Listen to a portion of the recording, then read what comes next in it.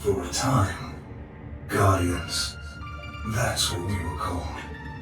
Defenders of a remnant, shredded by a war within, fighting without cause for entropy. In the Oricon vaults, it's said there lies many an ancient text, so old in fact that they're recorded physically on sheets of wood pulp, written with a tool that marks surfaces with an ink-like liquid. These annals are indeed thousands of years old, and yet they contain records of ferocious, winged things that had the power to amass all which humanity could desire for themselves. Whether these worms were fact or fiction, they do strike an alarming resemblance to the mighty dragon of the Origin system, whom we know as none other than the scar-stained Chroma Prime.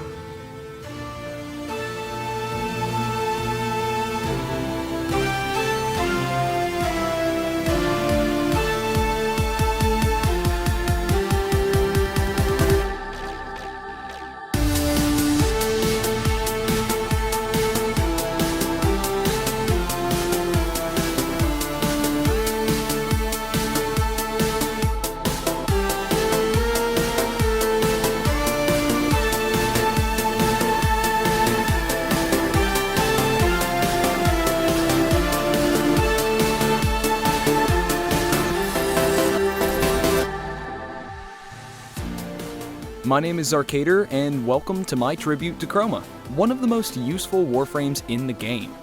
Alongside my personal builds for general use, Orb Mothers, and the dreaded Eidolons, I'll also be doing my best to explain the complicated way that armor works in relation to your Warframe's survivability, and how Chroma Prime abuses this mechanic to stay alive through almost any apocalypse. Here's a solid build for most missions for Chroma. Like my Rhino Prime build, this is a very expensive setup, using both Arcane Energize and Arcane Grace. But unlike my Rhino build, I strongly recommend that you put in the effort to obtain these arcanes for your Chroma. Because of his high base numbers, the percentages listed in the arcane's effects are absolutely necessary in very high levels of Warframe. Once you've moved on from arcanes, your aura mod is up to you. I'm using Steel Charge purely for the fact that it provides the highest amount of mod points, so that I don't have to form a Chroma as much as my Rhino Prime. If you're willing to put in the effort, something like Corrosive Projection or even Brief Respite would be perfect choices.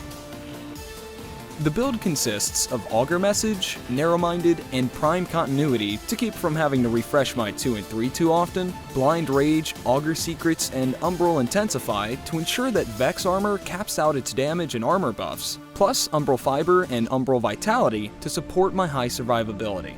You'll notice that many of the mods I'm using aren't maxed out, and this is for two reasons. One is so that I can use this build with only one Forma, and the other is so that the negative stats from corrupted mods like Narrow-Minded and Blind Rage don't hit as hard. My next Chroma build is for fighting the Profit Taker and Exploiter Orb Mothers. The Aura mod is Deadeye, as you'll definitely want to be using a sniper rifle to make up for any slack caused by your slow arc gun animations. This build is a little less tanky, but much more energy efficient, because the Profit Taker and her minions love to hit you with the magnetic procs. Be sure to bring lots of energy pizzas to survive. Next up is the Eidolon Build. Steel Charge again for the extra points, but if you want to form a for Deadeye again, that'll be fine.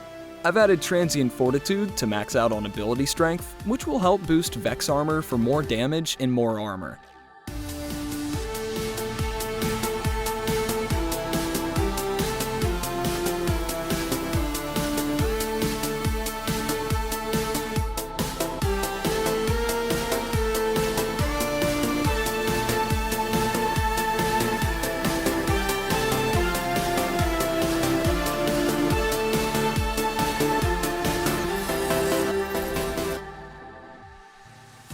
For those who aren't completely familiar with the way that Chroma works, Elemental Ward will give Chroma one of 4 buffs, based on the UI element present above your energy bar, which you can switch by holding 1. The Toxin and Electricity buffs can be useful in low levels for crowd control, but to survive and deal the most damage, Chroma thrives off of using ice or heat.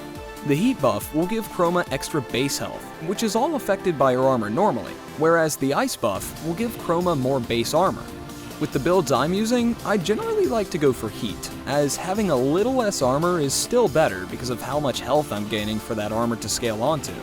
If you choose to max out your corrupted mods for maximum power strength, the ice buff may end up being slightly more advantageous. Just know that this way, it will be all the more important that you use a maxed Arcane Grace with your Chroma Prime. Vex Armor is a little more complicated. Damage to Chroma's shields will grant a gigantic buff to Chroma's base armor, which scales with power strength. The way that armor affects your health is through a process known as damage reduction, which will calculate how much of every hit of damage you take is reduced by a specific percentage. The way you can find out your Chroma's exact damage reduction is through this process. First, choose when you want to know how much armor your Chroma has. I usually calculate my Chroma's armor with Elemental Ward set to fire and Vex Armor's buff at the maximum percentage, which you can find in your ability menu. For my general build, Chroma's armor buff caps at 980% of my base armor, which is 1,243. With Heat Elemental Ward, this is all I need, so 1,243 times 980% equals 12,181.4 total armor. To convert this to my damage reduction value, I'll take my total armor divided by that same number plus 300. So 12,181.4 divided by 12,481.4 equals 0.976. This number will always be less than 1, but it represents the percentage of damage reduction you'll see when it max Vex Armor. With this general build, I'll have a total of 1,803 health that will take 97.6% less damage than normal. Remember that if you're using Ice Elemental Ward, you won't get the bonus health, but you will be able to add the base armor listed in your ability number to your original armor before calculation, resulting in more damage reduction, but possibly less overall survivability. With all the boring mathematics out of the way, here's my Chroma's fashion setup. I went for something a little more simplistic and truer to the original Chroma Prime look, and I'm still not over the novelty of these wings from Ticker. Let me know what you think down in the comments. Make sure to leave a like and hit subscribe for more meta Warframe guides and builds, as well as whatever else I upload. See you out on the star chart, Dino.